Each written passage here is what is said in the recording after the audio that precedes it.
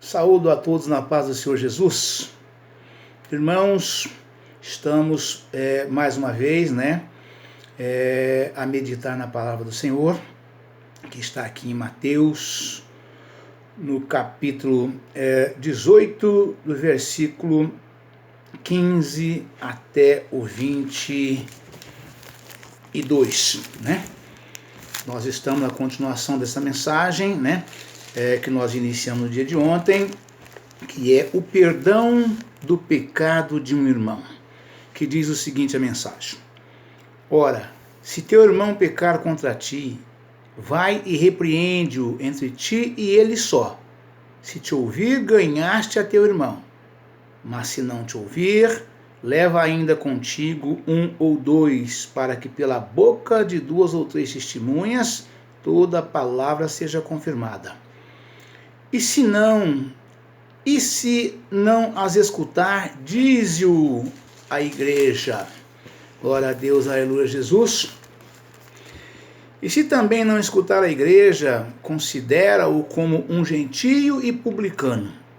Em verdade vos digo que tudo que ligares na terra será ligado no céu, e tudo que desligares na terra será desligado no céu. Também vos digo que, se 2 de vós concordarem na terra acerca de qualquer coisa que pedirem, isso lhes será feito por meu Pai que está nos céus. Porque onde estiverem 2 ou 3 reunidos em meu nome, aí estou eu no meio deles. Então Pedro, aproximando-se dele, disse: Senhor, até quantas vezes pecará meu irmão contra mim, e eu lhe perdoarei? Até 7? Jesus lhe disse: Não te digo que até 7, mas até 70 vezes 7.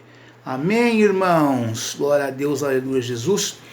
Então, ontem, irmão, nós meditamos nessa palavra, até onde foi possível, que o vídeo ficou de um tamanho bom, E eu prometi que voltaria a partir de hoje nessa mesma mensagem, dando sequência, porque ela é tão grande e tão importante quanto a mensagem, a parábola do semeador, Ela é grande, bastante extensa, e nós não podemos omitir nada daquilo que foi falado aqui sobre cada assunto, Porque uma mensagem só ela traz vários assuntos, um capítulo só traz muitas mensagens, e uma mensagem traz vários assuntos, e assim nós precisamos dar o desfecho em todas elas, para que nós possamos cada vez mais e mais ser alimentados da palavra de Deus, que ela venha edificar nas nossas vidas, tudo aquilo que foi destinado a ser feito, como disse o nosso Pai Deus Todo-Poderoso, Nenhuma palavra que sai da minha boca tornará para mim vazia, sem antes fazer tudo aquilo que me apraz.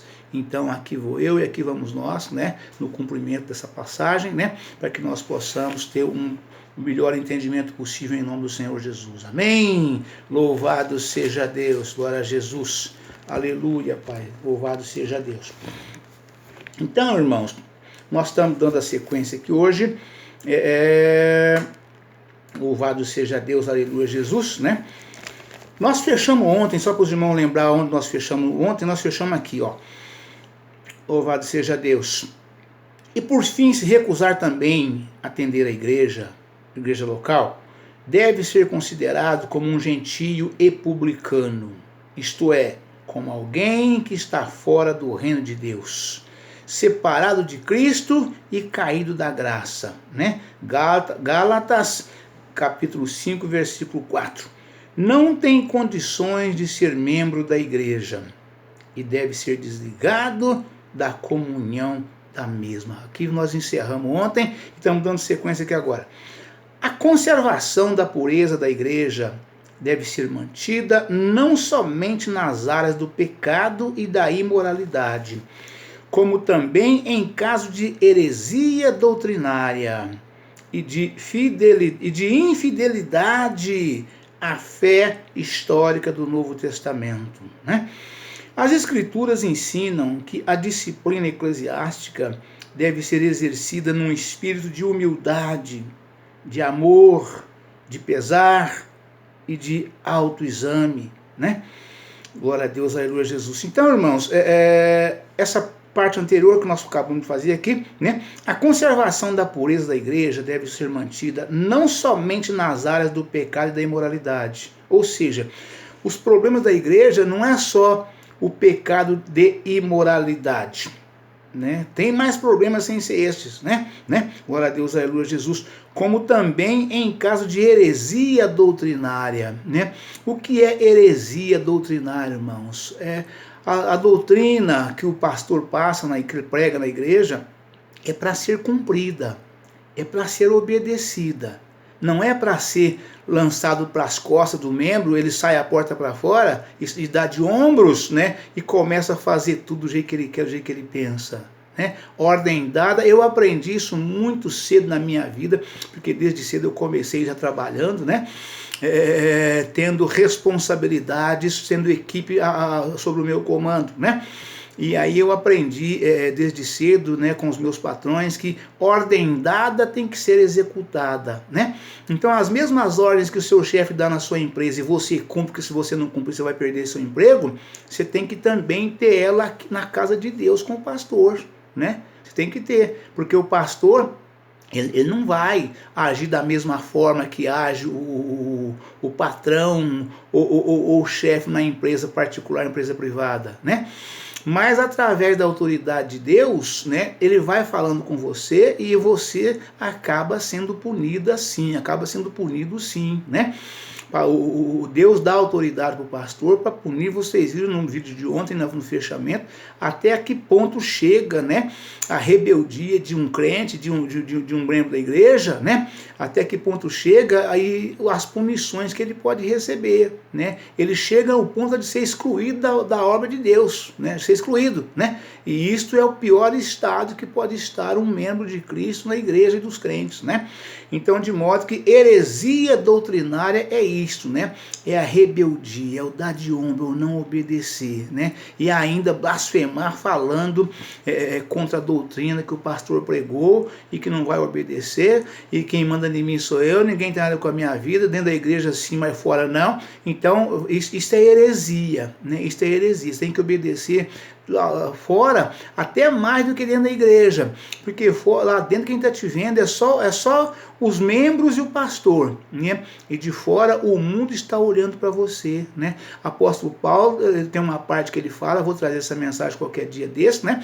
Ele fala que o nosso problema de cada um nosso, junto com a sociedade, não é a nossa consciência, não é aquilo que nós vivemos e fazemos, se nós nos damos conta de certo ou errado, é a consciência do outro. É a consciência daquele que nos vê, daquele que nos ouve, daquele que nos assiste. O problema é a consciência deles, né? Ele até fecha essa mensagem dizendo, né? Se comer carne escandalizar o meu irmão, eu não como mais carne. Ele falou dessa forma, fechando, né? O dia que eu trouxer a mensagem, vocês vão tomar conhecimento que mensagem que é e vão ver que coisa impressionante, né? Então nós não podemos, irmãos, fazer com que as pessoas tenham má consciência de nós, né? Elas têm que olhar sempre para nós e nos ver como pessoa boa, gente de bem, eu falo muito pessoa honesta, honrada e temente a Deus, né? Essas três coisas fecham para mim a qualificação de um homem, né? De um verdadeiro cidadão, né? Um bom chefe de família, um homem trabalhador, né? Então nós precisamos ter, né? Glória a Deus, aleluia, Jesus, ser pessoas honesta, honrada, trabalhadeira e temente a Deus. Essas quatro qualidades, eu até falo muito isso, né, com as jovens da igreja, para que elas fiquem atentas, para poder enxergar esse tipo de homem dentro da igreja, que seja um rapaz. Porque quando você escolhe uma pessoa para conviver junto, é para a vida inteira, né? Então escolha, saiba escolher. Não olhe apenas a beleza estética. A beleza ajuda, faz parte, né? Mas procura conhecer a pessoa direitinho para saber se a pessoa é honesta, honrada, trabalhadeira e temente a Deus. Independente da profissão que tem, daquilo que faz. Pode ser o que for, não importa, né? Não importa. O que importa é ter essas qualificações todas. Honesta, honrada, trabalhadeira e temente a Deus. Aí a coisa flui e vai, né? Então não podemos deixar que as pessoas tenham mau juízo de nós, tá certo, irmãos? A conservação da pureza da igreja deve ser mantida não somente nas áreas do pecado e da imoralidade, como também em caso de heresia doutrinária, ou seja, ordem dada é para ser executada, é para obedecer. É para obedecer e ponto final, simples assim, né? E de infidelidade à fé doutrinária. Glória a Deus, aleluia, Jesus.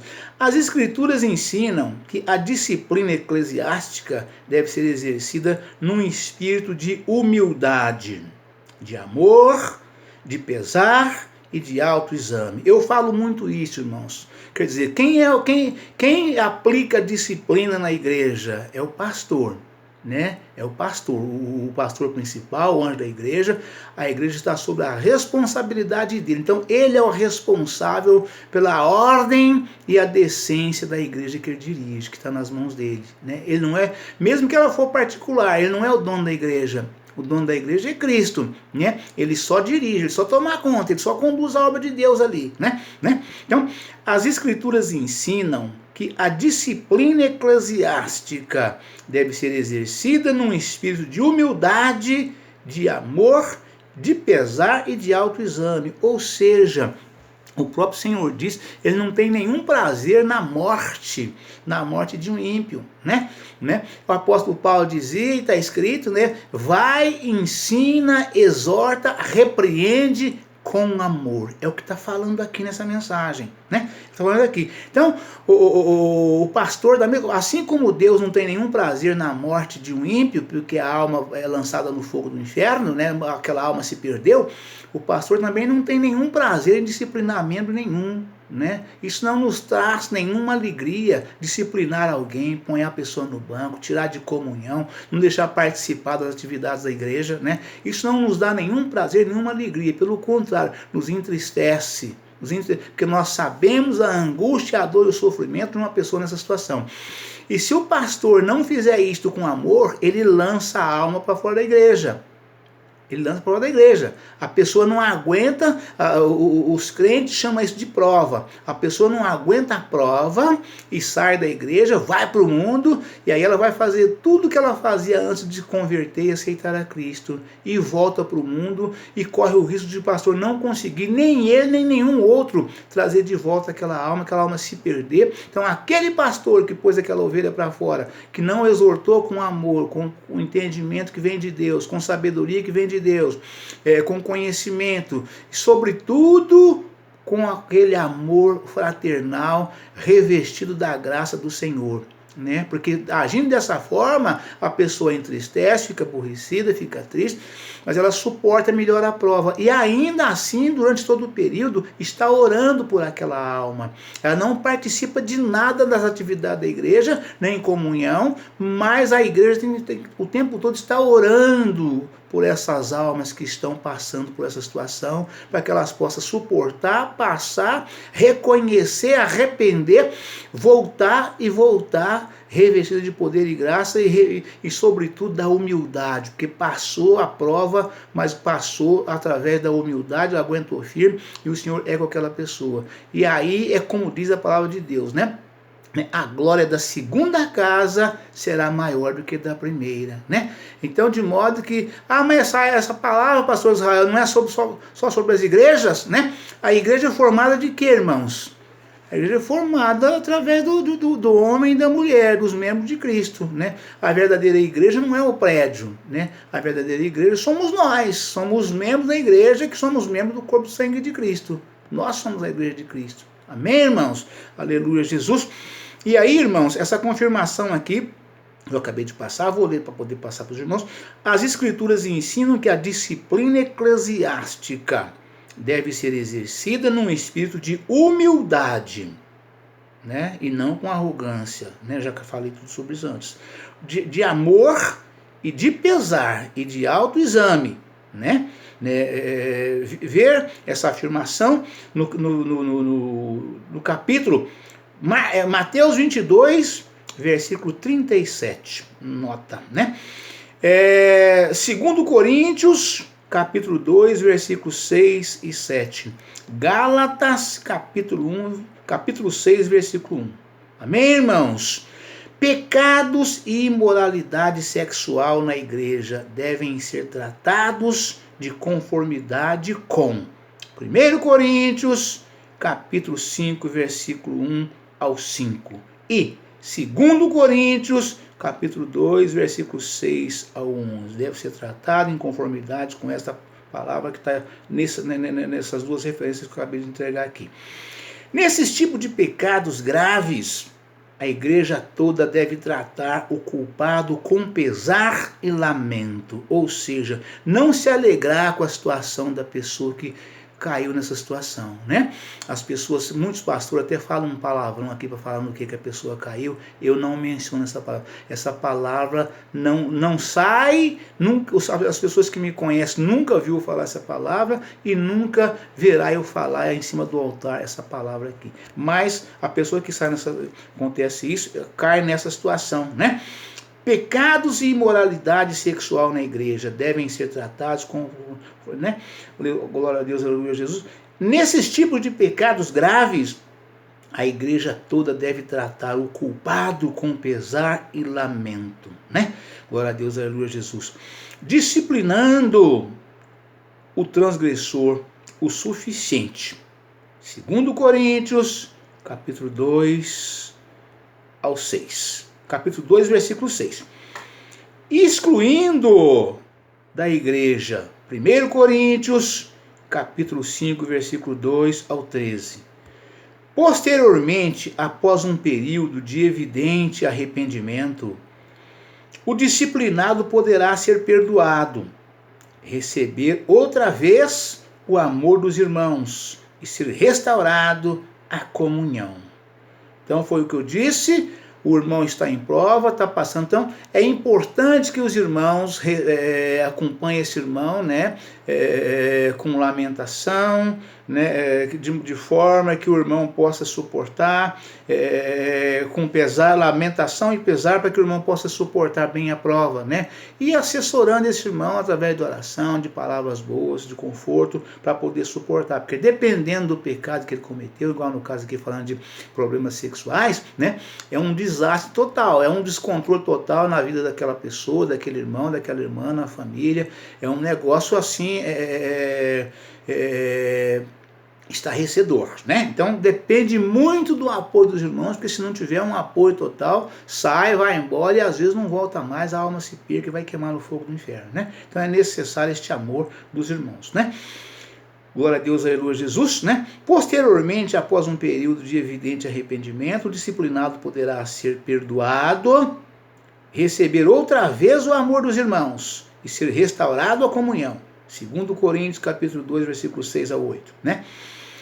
Os pecados de um obreiro devem ser primeiro tratados em particular e a seguir comunicados à igreja, pois está escrito: repreende-os na presença de todos, para que também os outros tenham temor. 1 Timóteo, capítulo 5, versículo 19 e 20. Gálatas 2, 11 e 18. Então, irmãos, aqui está falando o seguinte: deve ser tratado o problema do irmão ou da irmã que caiu, né, nessa situação, né? Deve ser tratado primeiramente em particular com o irmão, com a irmã, né? Só que para ele ser colocado em prova, precisa ser comunicado à igreja, né? Não tem como colocar um irmão ou uma irmã na prova, no banco, sem comunicar à igreja. Até porque a igreja, nós somos membros uns dos outros. O que acontece comigo dói no irmão meu, no meu irmão em Cristo. O que acontece com o irmão dentro da igreja dói em mim, que sou irmão em Cristo. E assim sucessivamente com a igreja inteira. Aqueles que verdadeiramente são de Cristo, aqueles que verdadeiramente amam, né, eles sentem aquela situação daquele irmão, daquela irmã, né? Eles passam com lamento e pesar daquele irmão, daquela irmã. Mas tem que tomar conhecimento, não tem como. né? Então aqui, é isso que está falando aqui nesse momento, né? Os pecados de um obreiro devem ser primeiro tratados em particular e a seguir comunicados à igreja, pois está escrito: repreende-os na presença de todos, para que também os outros tenham temor. 1 Timóteo, capítulo 5, versículo 19 e 20. Gálatas, capítulo 2, versículos 11 ao 18, né? Glória a Deus, aleluia, Jesus. Então, de modo que dessa forma, os irmãos que estão ali, às vezes, na beira do abismo, não caem, né? Porque ninguém cai num abismo de uma hora para outra, de repente, do nada, né? Ele vai se aproximando do abismo, vai se aproximando. O inimigo, eu falo muito isso, o inimigo coloca prato de manjar gostoso na frente dos irmãos, das irmãs, né? E os irmãos passam, olha, lamba os beiços e vai embora. Segunda vez, lamba os beiços, dá uma olhadinha e dá uma observadinha. Terceira vez, de repente, pumba, caiu, né? E aí nesta hora, quando acontece isso, que vê que o irmão caiu, a irmã caiu, está de prova, foi repreendido, foi levado ao conhecimento da igreja, então aquele e aquela que estão caminhando também para a beira do abismo, né, já se cuida e fala: opa, eu não vou cair nesse buraco não, opa, eu não vou cair nessa grota não, opa, não vou cair nesse fogo não, e assim evita, ajuda muito a conduzir os demais irmãos que estão meio balangandã, eu diria assim, né? Glória a Deus, aleluia, Jesus. Os dirigentes de igrejas locais devem sempre lembrar-se da responsabilidade de apacentar a igreja. O Senhor requererá deles uma prestação de contas. Glória a Deus, aleluia, Jesus. Do sangue de todos, ou seja, todo irmão e toda irmã que está na igreja ali, eu tenho falado isso com uma certa frequência, né? O pastor da igreja, ele é o responsável pelo sangue de todos. Se ele pregar a sã doutrina do Senhor, como está escrito na palavra de Deus, que é a Bíblia Sagrada, se ele exortar, repreender, com amor, né? Vai, exorta, ensina, repreende com amor. Se ele fizer todas essas coisas, né? Então, e o membro não obedecer, ele está livre do sangue deste membro que vier a se perder. Mas se ele não fizer, ele terá que dar conta do sangue desse irmão e dessa irmã. É o que a palavra está afirmando aqui, afirma categoricamente sobre a nossa responsabilidade. A nossa responsabilidade é maior do que a de todos, é pela igreja inteira, né? Os dirigentes de igrejas locais devem sempre lembrar-se da responsabilidade de apacentar a igreja. O Senhor requererá deles uma prestação de contas do sangue, glória a Deus, aleluia, Jesus, do sangue de todos. Atos, capítulo 20, versículo 26. Que se perderem, porque os ditos líderes não cuidaram de sua restauração, disciplina ou exclusão, segundo a vontade e o propósito de Deus. Confira lá em Ezequiel, capítulo 3, versículos 20 e 21. Atos, capítulo 20, versículo 26 e 27. Glória a Deus, aleluia, Jesus. Louvado seja Deus. Se dois concordarem,